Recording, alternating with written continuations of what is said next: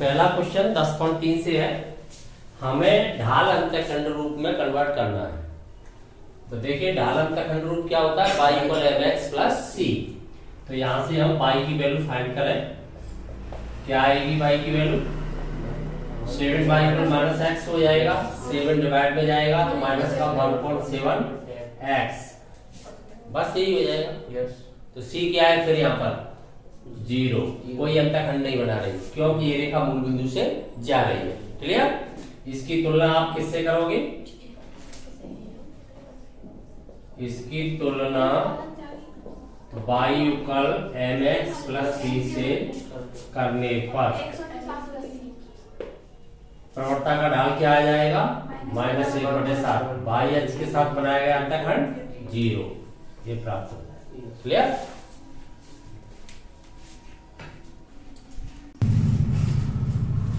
Second question का first है 3x plus 2y minus 12 equal 0। ये रेखा का समीकरण दिया है, हमें इसे इंटरसेप्ट फॉर्म में कन्वर्ट करना है, अंतःखंड रूप। आप जिस रूप में हम कन्वर्ट करना चाहते हैं वो रूप अपने ध्यान में आ जाना चाहिए। क्या होता है x upon a plus y upon b equal 1, जहां पर a x अक्ष के साथ b y अक्ष के साथ बनाया गया अंतःखंड है। तो देखिए इसके लिए सबसे पहले हम क्या करते हैं,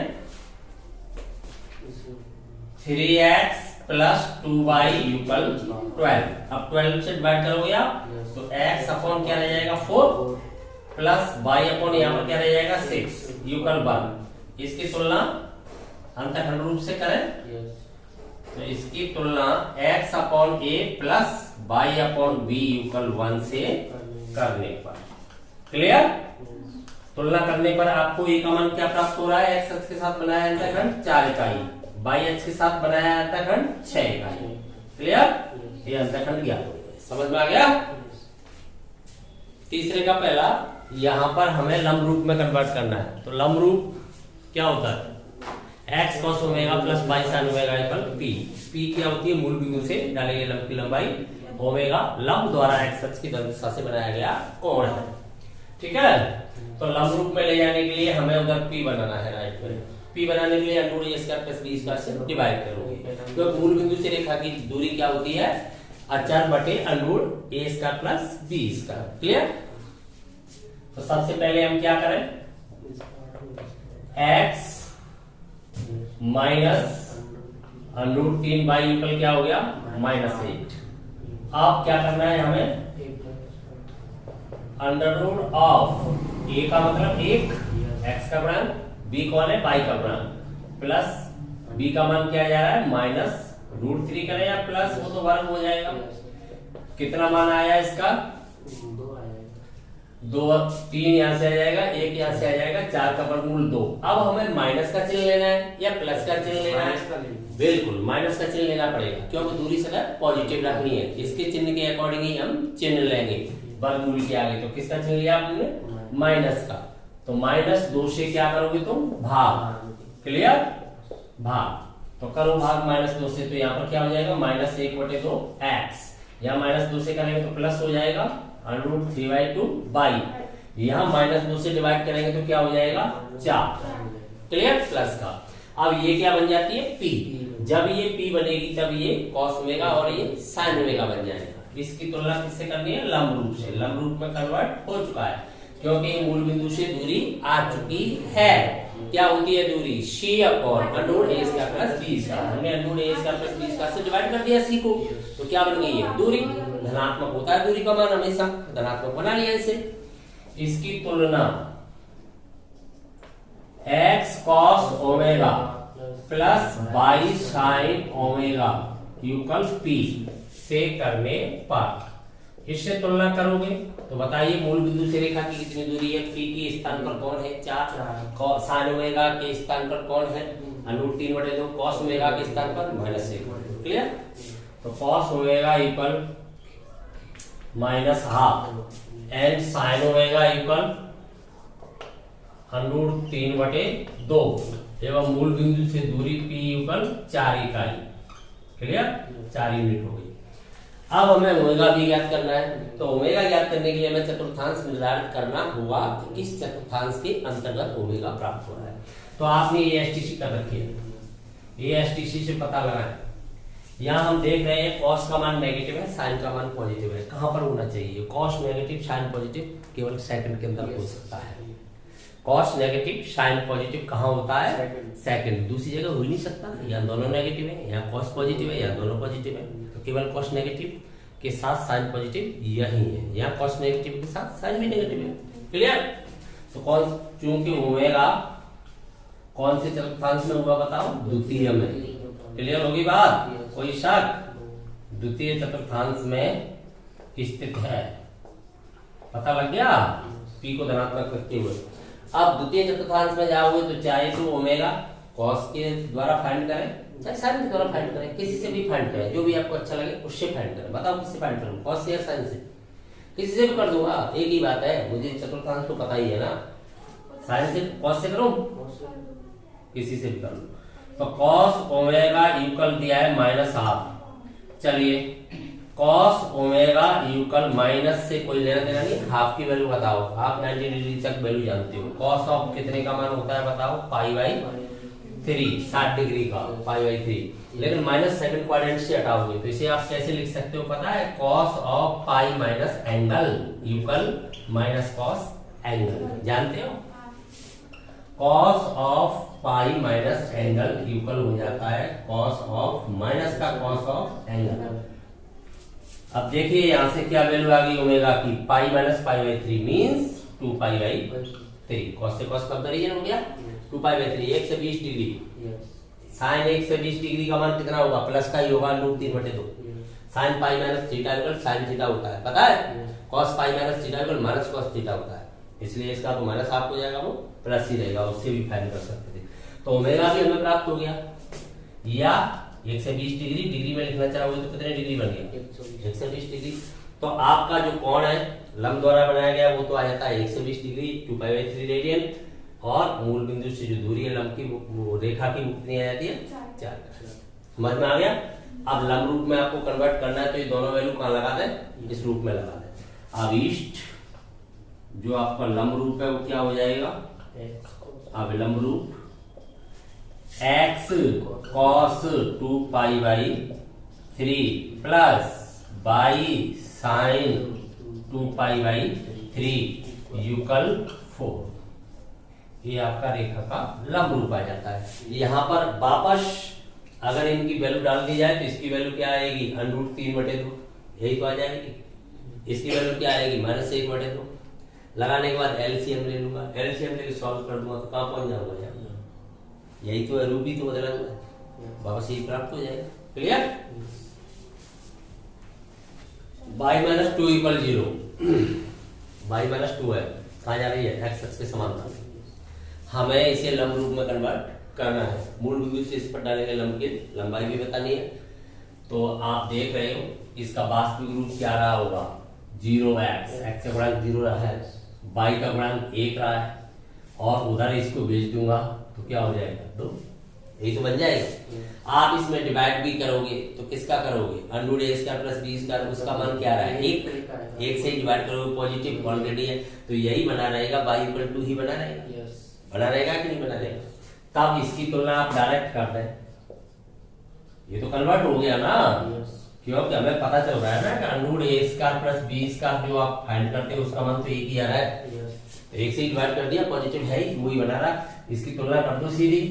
किससे करोगे? x cos omega plus y sin omega equal p से करने पर करो तुलना। क्या प्राप्त होगा आपको? cos ओमेगा की वैल्यू बताओ। cos ओमेगा इक्वल 0, x का गुणांक, sin ओमेगा इक्वल क्या आ गया? 1, y का गुणांक, मूल बिंदु से दूरी क्या आ गई रेखा की? 2 इकाई। समझ में आ रही है बात? 2 इकाई। अब आप देखोगे तो ये दोनों ही पॉजिटिव में माने जाएंगे। प्रथम चतुर्थांश का बिंदु है 0, 1, 90 डिग्री हो गया। कहीं से भी फाइंड कर लो, चाहे इससे फाइंड कर लो, चाहे इससे फाइंड कर लो, सीधा ही आपको पता चल रहा है। ओमेगा इक्वल क्या आ गया? π/2। यही हमें फाइंड करना था। ओमेगा पी के दोनों मान कहां पर लगा देंगे तो लंब रूप क्या हो जाएगा? तो आपका जो लंब रूप है वो ये हो जाएगा x cos π/2 plus y sin π/2 equal 2। Pi की जगह पी लगा दिया। अब देखिए यहाँ पर अब वापस cos π/2 sin π/2 की वैल्यू लगाएंगे तो यही फाइंड होगा ना, ये फाइंड होगा। वैसे भी आप सीधा भी देख सकते थे इसे, तो यहाँ देख करके y इक्वल क्या चल रहा है 2, तो y इक्वल 2 मान लीजिए यहाँ, तो ऐसे जा रही है ये x अक्ष के पैरेलल, ये x अक्ष है आपका, ऐसे ही तो जा रही है रेखा y इक्वल 2, ऐसे जा रही है कि नहीं। तो मूल बिंदु से दूरी कहीं भी देख लो समांतर चल रही है, 2 है, सीधा पता चल रहा है कि 2 दूरी पर है, तो सीधा एक पी पता चल जाएगा। अब आपको देखना है कि कितना कोण बना रहा है लंब, तो आपको तो पता ही है π/2 लंब पता है ना भाई, बाई अक्ष मूल बिंदु से लंब डालोगे तो बाई अक्ष पर ही तो लंब जाएगा संपाती होके, तो मूल बिंदु से लंब डालोगे तो यही तो लंब है, बाई अक्ष ही तो लंब बन जाएगा। तो बाई अक्ष x अक्ष पर 90 डिग्री और x अक्ष की रेखा क्या है समांतर, तो उस पर भी क्या हुआ 90 डिग्री। क्लियर? तो आप फिगर बना के सीधा भी देख सकते हो इसे, तो समझ में आ गया। चौथे क्वेश्चन के अंदर एक बिंदु दिया गया है, एक रेखा का समीकरण दिया गया है, हमें बिंदु से रेखा की दूरी ज्ञात करनी है। तो बिंदु से रेखा की दूरी क्या होती है, ax1 plus by1 plus c upon root a square plus b square, यही तो होती है। तो इसे पहले व्यापक रूप में कन्वर्ट कर लें, सबसे पहले उसी समय मानक रूप में लाए, तभी तो दूरी सूत्र लगाओगे। पहले x वाला पद, फिर y वाला पद, फिर अचर पद इक्वल 0। तो x वाला पद क्या बोल रहा है 12x, क्लियर? x वाला पद, y वाला पद इधर लाऊंगा तो माइनस का 5y, अचर पद कितना हो गया 72, यहाँ से कितना मिलेगा 10, माइनस का इधर आके जुड़ जाएगा, तो प्लस का कितना हो जाएगा 82, 72 और 10 82 हो गया, इक्वल क्या रह गया 0। ये रेखा रहेगी कि किस बिंदु से दूरी फाइंड करनी है, -1 1 से दूरी, यही तो फॉर्मूला है आपका। फॉर्मूला क्या है पता है, x1 y1 से रेखा होती है आपकी ax plus by plus c equal 0 की दूरी ax1 plus by1 plus c upon under root of a square plus b square, धनात्मक रखने के लिए मापांक डाल देते हैं। तो लगाइए दूरी का सूत्र, तो a 12 x1 आपका क्या आ रहा है देखिए -1 इंटू -1 प्लस b आपका क्या जा रहा है -5, लगाइए y1 का माना जा रहा है 1 plus c upon under root of x का मान क्या है 12 144, तो प्लस ही हो जाएगा 25, बात करोगे तो ये धनात्मक रखने के लिए, धनात्मक है तो अच्छी बात, नहीं है धनात्मक हो जाएगा। ठीक है, कितना आया माइनस का 12 माइनस का 5 माइनस का 17, -17 प्लस के 82 से लेस हो गया, तो कितना बचा 5, क्यों घटा रहे हो ना 82 से, तो ये कितना हो गया 17, 12 में 7 5 करीबन कितना हो गया 1 2 6 65, नीचे कितना हो गया 13, वो तो प्लस का ही हो गया। वैसे भी कितनी आ गई 5 इकाई, समझ में आ गई बात, क्लियर? पांचवें क्वेश्चन के अंतर्गत रेखा की किसी बिंदु से दूरी कितनी दे रखी है 4 इकाई, लेकिन वो बिंदु कहां पर स्थित है x अक्ष पर, x अक्ष पर स्थित है, तो इसका एक कोऑर्डिनेट आपको प्राप्त हो चुका है, कौन सा y कोऑर्डिनेट, y कोऑर्डिनेट क्या होगा सर 0। तो उस बिंदु को मान लीजिए, रेखा का पहले समीकरण लिख दीजिए, कौन से रूप में व्यापक में, चाहो तो इसमें भी काम हो सकता है, नहीं चाहो तो व्यापक में लिख लो, इससे भी x गुणा 1/3 बोलेगा, y का गुणा 1/4 बोलेगा, इधर -1 ले जाएंगे 0, और साथ ही एलसीएम लेना चाहो तो क्या हो जाएगा 4x प्लस 3y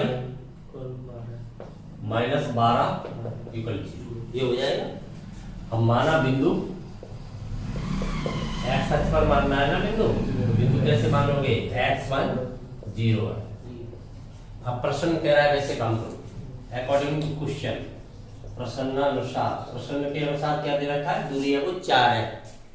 चलिए इससे दूरी निकालो x1, तो 4x1 वो तो 0 ही हो जाएगा ना, 3 इंटू 0 करूंगा तो -12 upon under root of x का गुणन क्या है 16 और y से 9, 3 का वर्ग, इसका क्या चलता है मापांक दूरी मापांक है ना, युगल 4, मापांक घटाऊंगा तो दो चिन्ह आएंगे प्लस माइनस, क्योंकि प्लस की संख्या का भी मापांक वही होता है जो माइनस की संख्या का होता है। मापांक तो दोनों को बराबर हो सकता है ना, तो मापांक घटाने पर दो चिन्ह आएंगे, बिंदु तो दोनों हो सकते हैं ऋणात्मक ऋणात्मक, तो प्लस माइनस 4 उधर लगा दूं, मापांक घटा दूं, तो इधर क्या बचेगा, 4 कॉमन भी ले लूं साथ ही, 4 कॉमन ले लूंगा तो ये बचेगा x1 - 3 अपॉन नीचे कितना रह जाएगा 5, क्लियर। तो नीचे रह जाता है आपका 5, मापांक घटा रहा हूं प्लस माइनस 4। अब देखिए 4 से 4 सीधा लेस हो गया, 5 मल्टीप्लाई में चला जाएगा, x - 3 इक्वल प्लस माइनस क्या हो जाएगा 5। यहां से आपका x1 इक्वल क्या आ जाएगा 3, उधर जाके ऐड हो जाएगा, तो 3 प्लस माइनस 5, तो x की दो वैल्यू फाइंड हो रही है हमें। x1 इक्वल क्या आ रहा है, प्लस चिन्ह लेने पर तो 8 आ जाएगा, माइनस चिन्ह लेने पर -2 आ जाएगा, -2 और 8, तो ऐसे दो बिंदु हो सकते हैं। अतः बिंदु जो हमें फाइंड करने थे, एक बिंदु तो हो सकता है -2 0 और दूसरा बिंदु हो सकता है अपना 8 0। अब इन दोनों में से किसी भी बिंदु को लेकर के आप अगर इस रेखा की दूरी निकालोगे तो 4 ही आएगी, देख सकते हो। जैसे -2 लगा दिया मैंने, तो -2 से क्या हो जाएगा वाला, -2 लगा रहा हूँ ना, वो तो 0 लग ही गया, -2 लगाने से माइनस का 8 हो जाएगा ना, माइनस के 8 और माइनस के 12 कितने हो गए, माइनस के 20 हो गए, 5 से डिवाइड करोगे 4 आ गए, वो मॉड डला हुआ है प्लस की आएगी। इससे दूरी निकालोगे तो कितना हो जाएगा, 32 से 12 गए तो 20 बचे, तब भी आ गई वही, क्लियर। क्योंकि बिंदु लेफ्ट में भी हो सकता है, बिंदु राइट में भी, मूल बिंदु के लेफ्ट में हो या मूल बिंदु के राइट में हो। वास्तव में अगर इसकी स्थिति का अवलोकन करके आनंद लेना चाहते हैं तो देखिए, ये रेखा प्रथम चतुर्थांश से जा रही है ना, 3 का अंतःखंड काट रही है x पर, y पर 4 का काट रही है, x पर 3 का अंतःखंड मान लीजिए यह काट रही है, y पर 4 का काट रही है, मान लीजिए यह काट रही है, तो रेखा इस प्रकार से ड्रॉ हो रही है आपकी, जा रही है। अब इसकी दूरी निकालनी है हमें, इस x अक्ष पर जो बिंदु है, एक तो -2 0 है, एक 8 0 है, तो -2 0 करीब यहाँ होगा, मान लो यहाँ होगा -2 0, एक 8 करीब मान लो यहाँ होगा। अब यहाँ से ये रेखा तो आगे जा रही होगी, तो यहाँ से इस पर ये लंब डाला गया है 8 0 से दी, और यहाँ से इस पर ये लंब डाला गया है, तो दोनों दूरियां कैसे आ गई है, बराबर आ गई, समझ गया ना। इस बिंदु से रेखा की दूरी के लिए लंब डाला गया, ये आपका बिंदु क्या रहा होगा 8 0, ये बिंदु आपका क्या रहा है -2 0, ऐसे दूरियां क्या आ गई हो सकती है, कन्फर्म।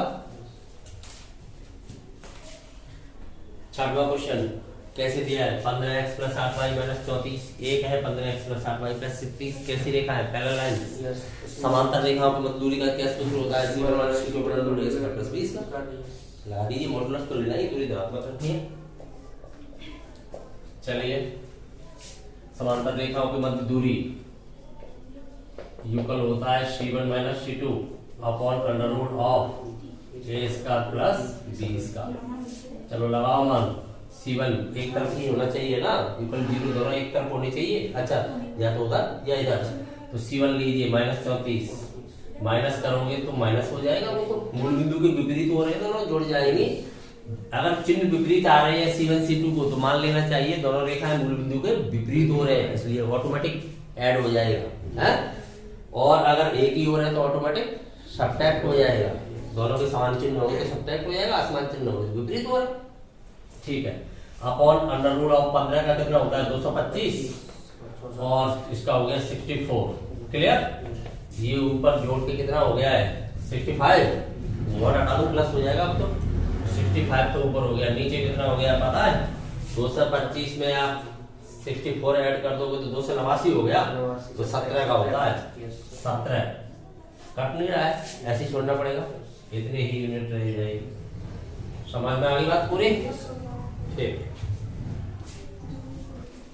7वां क्वेश्चन, एक रेखा दी गई है, इसके समांतर है और इस बिंदु से गुजर रही है, उस रेखा का हमें समीकरण ज्ञात करना है। समांतर रेखा से क्या मिल गई हमें, प्रवणता।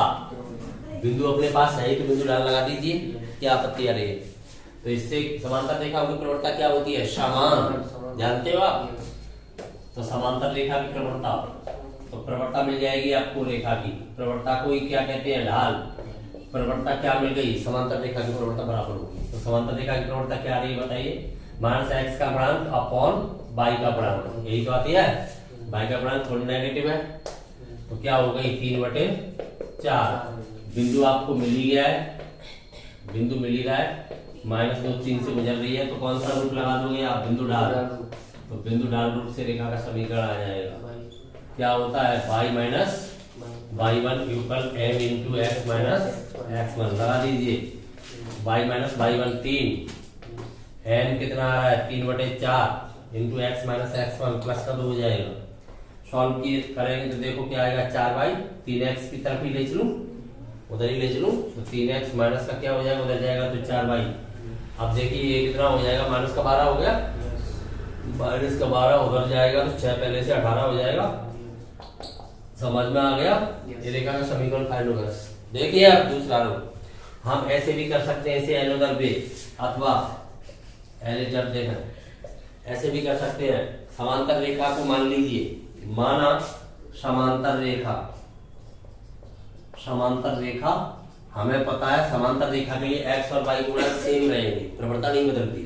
समांतर रेखा 3x माइनस 4y बदलेगा तो केवल अचर, पता नहीं क्या आ रहा है, c के कोई भी अचर मान, माना कि c इक्वल 0, हमें c तो फाइंड करना है। c फाइंड करने के लिए ये रेखा किस बिंदु से गुजरती है, इससे, तो इसके ऊपर स्थित होगा, इसे सेटिस्फाई करेगा। यह बिंदु, यह रेखा है वो किससे गुजर रही है, -2 3 से गुजरती है, 3 से गुजरती है तो इसे संतुष्ट करा दो। इसलिए क्या होना चाहिए, x की जगह -2, y की जगह 3 लगाइए, इसी का मान आ जाएगा। तो -2 लगाऊंगा तो कितना हो जाएगा, ये 3 इंटू -2, तो यहाँ पर लगाना है मुझे कितना 3, तो -4 इंटू 3 टोटल क्या हो गया, माइनस का 18 प्लस c चल ही रहा है, प्लस c इक्वल 0, तो इससे c का मान कितना आ गया, देखो 18 आ गया, c का मान c की जगह लगा दो। अतः अभीष्ट समीकरण क्या हो गया, अतः अभीष्ट इक्वेशन आपको फाइंड हो जाता है 3x minus 4y plus 18 equal 0। ऐसे भी फाइंड कर सकते हैं, समझ में आ गया। समांतर रेखा के लिए x y तक वैसा ही लिख ले, एक अचर जोड़ ले, अचर का मान लेने के लिए इस बिंदु से गुजर के अचर का मान ले ले, उसी में बॉक्स लगा दे, अथवा प्रवणता निकाल ले, बिंदु आपके पास है, बिंदु डाल से ले ले, कैसे भी करें एक ही बात है। दो रेखाओं के मध्य कोण ज्ञात करना है तो किस सूत्र का प्रयोग किया जाएगा, माना दोनों रेखाओं के मध्य कोण थीटा है, tan थीटा इक्वल होता है m1 माइनस m2 बटे 1 प्लस m1 m2, क्या डाल देते हैं मॉड, जिससे क्या आता है एक्यूटेंजेंट न्यून कोण। अधिक कोण लेना हो तो क्या पाई में से सब्ट्रैक्ट कर दो उसे, ठीक है। करिए फाइंड, तो सबसे पहले क्या फाइंड करें, इनकी ढाल फाइंड करें। तो पहली रेखा की ढाल m1 मान लेते हो, माइनस x का गुणांक कौन, y का गुणांक, सीधा फाइंड कर दोगे। y को mx प्लस c रूप लिखोगे तब भी -√3 आएगी, वैसे भी -√3 आएगी, -√3 आ गया। m2 दूसरी रेखा का ढाल क्या आ गया, देखो y इक्वल करोगे तो भी -1/√3 आएगी, वैसे भी -x का गुणांक कौन, y का गुणांक करोगे तो -1/√3 आएगी। क्लियर, दोनों की ढाल आ गई। अब क्या करना है, माना रेखाओं की मध्य कोण थीटा है, माना मध्य का कोण थीटा है, तब क्या हो जाएगा, tan theta equal m1 minus m2 upon 1 plus m1 into m2 न्यून कोण आ जाएगा। चलिए मान डालिए, m1 का मान क्या है आपका, -√3 और ये माइनस माइनस क्या हो जाएगा प्लस, क्लियर।